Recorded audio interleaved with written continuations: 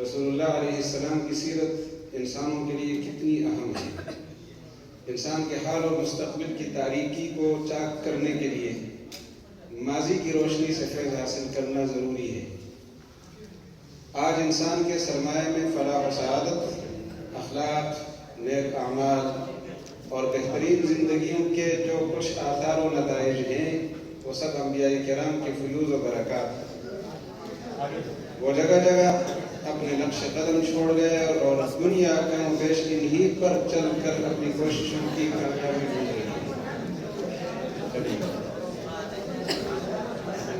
لقد كان لكم في رسول الله اسوة حسنة۔ قیامت تک کی انسانیت کے لیے آپ کی توجہ چاہوں گا، کیا لکھا ہے؟ کیا تفسیر لکھی ہے؟ قیامت تک کی زندگی کے لیے کامل اور مکمل نمونہ کس کی شخصیت ہے؟ ہم نے کیا کرنا ہے؟ جس کے قدم سے قدم ملا کر کامیابی اور سعادت کی منزل پائی جا سکتی ہے۔ جی آگے چلیے۔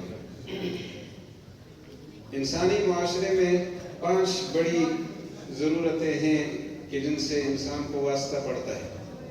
سب سے پہلی چیز پھر اخلاق، اور ان کو روشنی درکار ہے قرآن و سنت کی۔ عقیدہ وہ عقیدہ کہلائے گا جو قرآن و سنت کی روشنی میں طے ہوگا۔ توحید، رسالت، آخرت۔ عبادت وہی عبادت کہلائے گی جو قرآن و سنت کی روشنی میں طے ہوگی اور جس کا نقشہ بھی قرآن و سنت میں طے کیا ہوگا۔ فرض نماز فجر کی 2 رکعت فرض ہے۔ اگر ہم 4 کریں گے تو دائرے سے باہر نکلیں گے اور ہم عبادت کرنے والے عابد نہیں، شریف کہلائیں گے۔ کیوں؟ کہ ہم نے عبادت تو قرآن پاک سے لی ہے، حدیث مصطفیٰ سے لی ہے، لیکن ہم نے طریقہ اپنا شامل کر لیا ہے، اس کا نقشہ اپنی طرف سے طے کر لیا ہے۔ تو قرآن و سنت سے ہم نے عبادت بھی لینی ہے اور اس کا نقشہ بھی لینا ہے۔ معاملات کا نظم بھی اسی طرح ہے۔ وہی معاملات، یعنی سودی نظم کیوں جائز نہیں ہے؟ قرآن پاک نے اور سنت رسول نے کہا جائز نہیں ہے تو نہیں ہے۔ اسی طرح معاشرت کا معاملہ بھی ہے اور اخلاقیات کا معاملہ۔ ان 5 شعبوں میں ہمیں کس کی رہنمائی درکار ہے؟ قرآن و سنت کی۔ جی حضرات انبیاء کرام علیہ السلام انہی مرکزی نکات میں ہماری رہنمائی کے لیے تشریف لائے تھے۔ قرآن پاک میں 3 طرح قرآن انبیاء کا تذکرہ ہوا ہے۔ مبہم تذکرہ، نام نہیں لیا۔ وَلَقَدْ أَرْسَلْنَا مِن قَبْلِكَ رُسُلًا، ہم نے بہت سارے رسول بھیجے ہیں۔ یہ حوالہ دے دیا، تفصیل نہیں سنائی۔ ایک جگہ فرمایا مِنْهُمْ مَنْ قَصَصْنَا عَلَيْكَ وَمِنْهُمْ مَنْ لَمْ نَقْصُصْ عَلَيْكَ، بعض کے حالات ہم نے سنائے ہیں، بہت ساروں کے نہیں سنائے۔ ایک قسم کا تذکرہ تو یہ ہے۔ دوسرا طریقہ، نام نہیں لیا، واقعات سنائے ہیں۔ 8 انبیاء ایسے ہیں جن کا نام لیے بغیر ان کا حال سنایا اللہ تعالیٰ نے۔ حضرت حزقیل علیہ السلام، حضرت شمویل علیہ السلام، حضرت خضر علیہ السلام، یوشع ابن نون علیہ السلام، ان کے نام نہیں ہیں۔ حضرت حنظلہ ابن صفوان علیہ السلام، سورہ یاسین کے دوسرے رکوع میں 3 حضرات، صادق، صدوق، شلوم یا شمعون، اختلاف ہے ناموں میں، لیکن بہرحال یہ تینوں شخصیات انبیاء کی ہیں۔ نام نہیں لیا، واقعات سنائے ہیں۔ اور بعض انبیاء وہ ہیں جن کا نام لے کر تذکرہ کیا، وہ 26 ہیں۔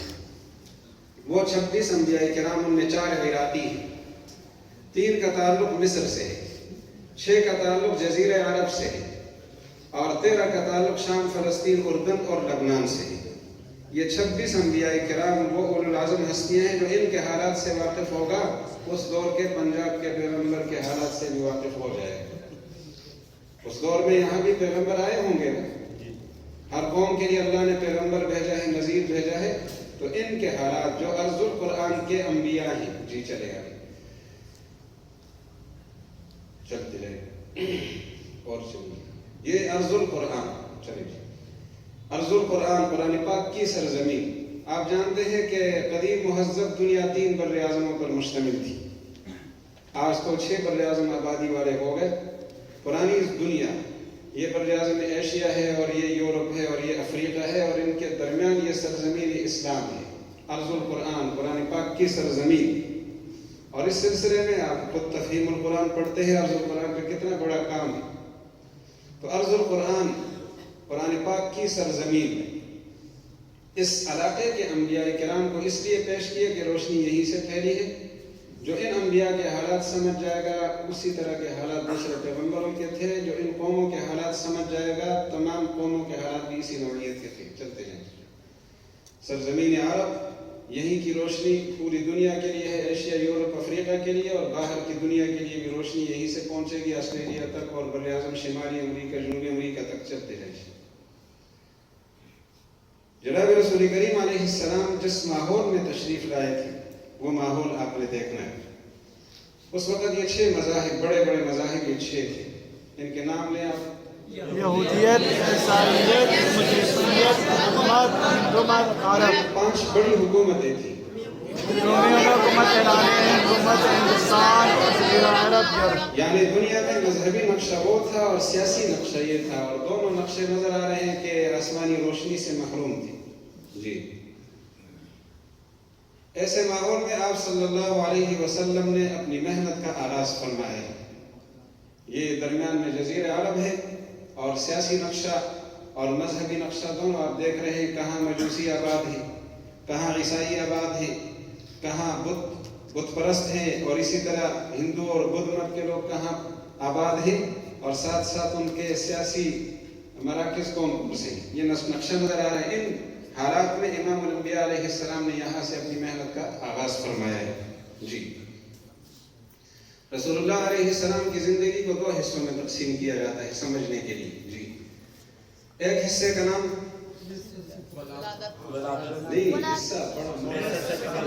بعثت سے قبل، اس کے ترجمے کی ضرورت نہیں، اشارے کافی ہوتے ہیں۔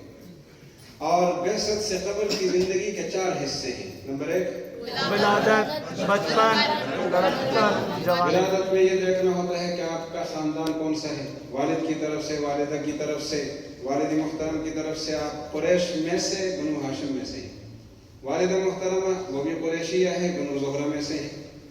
پھر یہ دیکھنا ہوتا ہے کس علاقے میں پیدا ہوئے، کب پیدا ہوئے، آپ سے پہلے کوئی پیشگوئیاں بھی ہوئی، ان کی تفصیلات جاننی ہوتی ہیں۔ پھر بچپن ہے، دودھ کس نے پلایا، والدہ کی وفات کب ہوئی، بچپن کا شق صدر کا واقعہ، یہ واقعات دیکھنے ہوتے ہیں۔ پھر لڑکپن میں آپ ابو طالب کی ان کے زیر کفالت تشریف لائے، آپ نے بکریاں چرائی ہیں، 12 سال کی عمر میں شام کا تجارتی سفر کیا ہے، یہ واقعات دیکھنے ہوتے ہیں۔ اور پھر آگے جوانی، 25 سال کی عمر میں آپ نے شام کا تجارتی سفر کیا، ایک روایت کے مطابق خلف الفضول بھی اسی جوانی کے زمانے کا واقعہ ہے۔ اور آپ کی اولاد اور آپ کا نکاح، اور اولاد اور نکاح اور اولاد کا معاملہ، اور اسی طرح 35 سال کی عمر میں آپ کی قائدانہ صلاحیتیں سامنے آ گئی کہ بہت بڑا خطرہ سامنے آ گیا تھا لڑائی کا، حجر اسود کو نصب کرنے کے موقع پر، اور اس میں آپ نے بہت بڑا کردار ادا کیا۔ جی، بعثت کے بعد آپ کی زندگی کے 2 حصے ہیں۔ نبوت کے بعد کتنے حصے ہیں؟ 2۔ مکی دور۔ مکی دور کا مطلب کیا ہوتا ہے؟ مکہ میں جو نبوت سے پہلے۔ جی، اب جو مکی دور ہے اس کا مرکزی نقطہ اور مرکزی عنوان ہے تاسیس اسلامی امت۔ آپ نے مکہ مکرمہ میں امت بنائی ہے، اور اسی امت کو لے کر مدینہ منورہ میں آپ نے ریاست قائم کی۔ تو میں اس لیے دونوں حضرات سے کہوں گا کہ تعلیم بھی ضروری ہے، شاید تنظیم بھی ضروری ہے۔ ویسے تنظیم والے تعلیم کی ضرورت کو اہم سمجھیں اور تعلیم والے تنظیم کی ضرورت کو یہ اہم سمجھیں۔ ہاں، یہ فرق یہ فیصلہ جج کریں گے، میں کچھ نہیں کہتا۔ جی، تو 3 مراحل ہیں مکی دور کے۔ 3 سال خفیہ دعوت دی آپ صلی اللہ علیہ وسلم نے، یعنی ہر ایک کو دعوت نہیں دی، ہر وقت دعوت نہیں دی، ہر حال میں دعوت نہیں دی، اور ہر جگہ دعوت نہیں دی، ہر جگہ، ہر حال میں، ہر وقت اور ہر شخص کو دعوت نہیں دی۔ 4 آدمیوں سے ہماری بنیاد اٹھی ہے۔ سب سے پہلی خاتون جو مسلمان ہوئی ان کا نام یاد ہوگا، حضرت سیدہ خدیجہ۔ سب سے پہلی شخصیت مردوں میں حضرت ابو بکر صدیق رضی اللہ بچوں میں، عنہ، سیدنا حضرت علی رضی اللہ گھروں میں، عنہ، حضرت بلال، اور 3 سال یہ خفیہ دعوت رہی۔ گھر کے قریب ترین لوگوں کو علم نہیں ہو سکا کہ آپ نبی ہیں۔ ابو لہب کو 3 سال کے بعد پتہ چلا، ابو لہب چچا ہے آپ کے۔ تو خفیہ دعوت کتنا عرصہ رہی؟ 3 سال۔ پھر اعلانیہ دعوت مکہ مکرمہ کے دائرے میں 7 سال رہی۔ اس کے بڑے بڑے واقعات آپ کے پیش نظر رہنے چاہیے، صفا مروہ کی دعوت، اور اسی طرح ہجرت حبشہ کے 2 واقعات، شعب ابی طالب کا واقعہ، عام الحزن، یہ وہ بڑے بڑے واقعات پیش نظر رہنے چاہیے۔ تو اعلانیہ دعوت اندرونی مکہ کتنا عرصہ رہی؟ آپ بولیں گے تو کوئی خرچہ تو نہیں مانگیں گے نا؟ ان سے بولیں۔ 7 سال۔ اور پھر اعلانیہ دعوت بیرونی مکہ، یہ 3 سال رہی ہے۔ مکہ مکرمہ سے طائف کا سفر کیا، یہ مکہ سے باہر ہے۔ منا کے عقبہ میں گئے، منا مکہ سے باہر ہے۔ آج باہر ہے کہ نہیں فقہا کا اختلاف ہے، لیکن اس زمانے میں یقیناً یہ علاقہ باہر تھا۔ اور سفر معراج بھی اسی دور کا واقعہ ہے۔ جنات نے اسی دور میں اسلام کی دعوت کو قبول کیا ہے۔ آپ نے کسی کتاب میں پڑھا ہوگا، وَلَقَدْ صَرَفْنَا إِلَيْكَ نَفَرًا مِّنَ الْجِنِّ، پڑھا ہے آپ نے؟ مقامات میں پڑھا ہے قرآن پاک، جی، قرآن پاک، حضرت ابو سریجی، حضرت ابو زید السکوجی کی تقریر میں پڑھا ہوگا، یہی ہے نا؟ کہاں پڑھا ہے بتاؤ تو صحیح؟ قرآن پاک، ماشاءاللہ، قرآن مجید میں۔ تو یہ اسی دور کا واقعہ ہے۔ اور اس کے ساتھ ہی اعلانیہ دعوت پر ہجرت کی تیاری بھی اسی دور میں ہوئی۔ مدینہ منورہ میں اسلام کی دعوت پہنچ گئی۔ تو دوبارہ دوہرا دیجئے، کتنے مراحل میں امت تکمیل تک پہنچی؟ کتنا عرصہ؟ اعلانیہ دعوت اندرونی مکہ 7 سال، بیرون مکہ 3 سال، 13 سال پورے ہو گئے، اسلامی امت بن گئی۔ جی، اسی امت کو لے کر آپ تشریف لے گئے، اور مدنی دور میں کیا کیا؟ اس کے ترجمے کی ضرورت نہیں ہے، اونچا بولیں۔ اسلامی ریاست کی وہاں بنیاد رکھی اور 3 مراحل میں تکمیل تک پہنچائی۔ پہلا مرحلہ خطرات اور ان کا مقابلہ۔ آپس میں الجھنے کا خطرہ ہوتا ہے۔ یہ باہر سے جو قومیں آتی ہیں نا، وہاں جتنی بھی بڑی حیثیت کی مالک ہوں، نئے علاقے میں ان کو باہر کا بندہ سمجھا جاتا ہے۔ تو مکہ مکرمہ سے جانے والے حضرات مدینہ منورہ میں مہاجر تھے۔ آپ مہاجر کیمپ لگا سکتے تھے کہ نہیں لگا سکتے؟ لگا سکتے تھے۔ مہاجر کیمپ قائم نہیں کیا، عہد مواخات، تاکہ آپس میں انتشار کی بنیاد ختم ہو جائے۔ آپس میں بھائی بھائی بنا دیا، میراث تک میں شریک کر دیا۔ آپ تفصیلات جانتے ہیں۔ سعد بن ربیع عبد الرحمن بن عوف سے کیا کہتے ہیں؟ میری 2 بیویاں ہیں، ایک سے آپ نکاح کر لو، میں طلاق دیتا ہوں۔ اور یہ بھی فرمایا کہ آپ میری جائیداد میں بھی شریک ہو جاؤ۔ یہ سلسلہ تھا۔ تو آپس اسی طرح یہودیوں کے ساتھ وہاں غیر مسلم آبادی تھی، میثاق مدینہ۔ پھر دفاعی جہاد، اقدامی جہاد، یہاں تک مرحلہ پہنچا۔ یہ 6 سال تک کا زمانہ تھا جو خطرات کا مقابلہ رہا۔ فتح کی ابتدا اور آثار، آپ نے کسی مقدس ترین کتاب میں پڑھا ہوگا، اِنَّا فَتَحْنَا لَكَ فتحًا مبینا، یہ 6 ہجری کا واقعہ ہے۔ اور اسی سے فتوحات کا آغاز ہوا۔ اس کے بعد خیبر ہمارے ہاتھ میں تھا، بادشاہان عالم کو اسلام کی دعوت پہنچی، بہت بڑی کامیابی ہے۔ عمرۃ القضاء ہوا اور بڑے اہتمام کے ساتھ ہوا۔ اور اس کے اگلے سال یعنی 8 ہجری میں پھر 2 سال، یہ 2 سال کا دورانیہ ہے فتح کی ابتدا اور اس کے آثار۔ کب اس کے نمایاں اثرات سامنے آ گئے؟ 2 سال میں۔ اور پھر فتح مکہ، اس کی تکمیل ہو گئی اور آثار سامنے آ گئے۔ آپ جانتے ہیں کہ پورے جزیرے عرب پر اسلام کے زیر اثر تھا، اور باہر کی دنیا کو آنکھیں دکھانے کے نہیں، بہت کچھ کرنے کے مقابل ہو گئے۔ جی، یہ آپ دیکھیں 6 بر اعظم آباد ہیں اور 7واں بر اعظم غیر آباد ہے۔ آپ حضرات کے انتظار میں ہیں۔ تو یہاں پر رسول اللہ علیہ وسلم نے 23 سالہ دور میں اپنی کامیاب ترین محنت فرمائی ہے۔ جی، سوال یہ ہے کہ اس جزیرے عرب میں آخری پیغمبر کو کیوں مبعوث فرمایا؟ پوری زمین تاریکی کے اندر ڈوبی ہوئی تھی، جزیرے عرب کا انتخاب کیوں ہوا؟ 3 وجہ۔ پہلی وجہ، جو خصوصیات اللہ نے عرب قوم کو دی ہیں وہ خصوصیات کسی اور قوم میں تھی نہیں۔ پیغمبر کو اللہ سب سے اونچے خاندان میں بھیجتا ہے۔ وہ اونچا خاندان کہاں تھا اس دور میں؟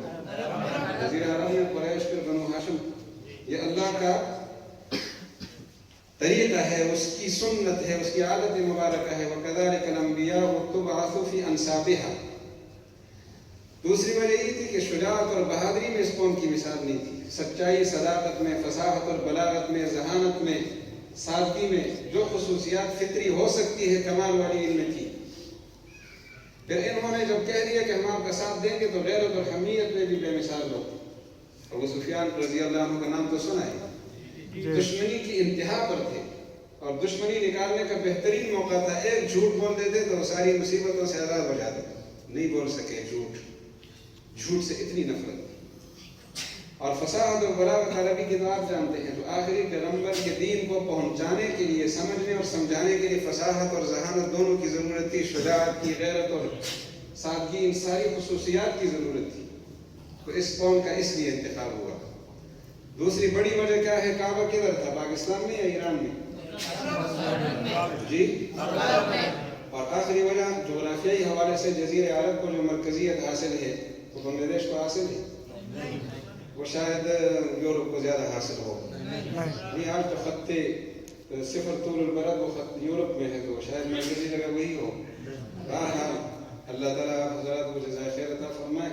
اور میں مولانا کریم اللہ صاحب کا بہت زیادہ شکر گزار ہوں، ان کی ٹیم کا، ان کے متعلقین کا اور مدرسے کی انتظامیہ کا، ہمیں آپ سے ملاقات کا موقع دیا. وآخر دعوانا